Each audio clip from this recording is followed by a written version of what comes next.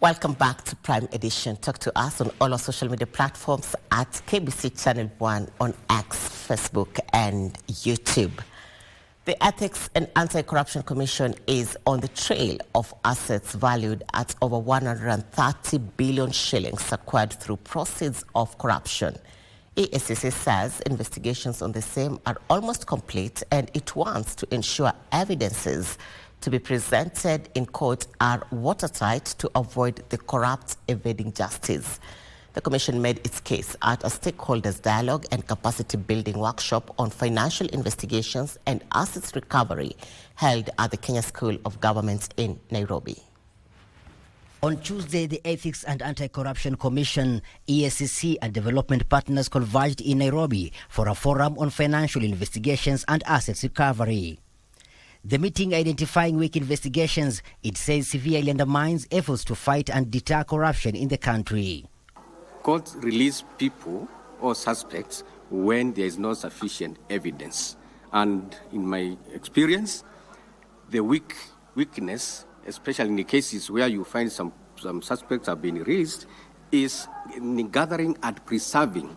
And here I want to emphasize preserving evidence.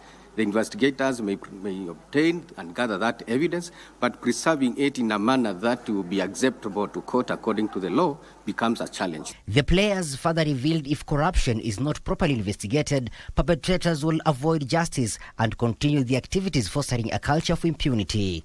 Participants lauding the forum, saying such collaborations in financial investigations will enhance the capacity of authorities to decisively deal with corruption. More has to be done, and the idea of this kind of dialogues is to enhance cooperation, coordination, and make sure that the resources that are there are utilized in an effective way to really mitigate this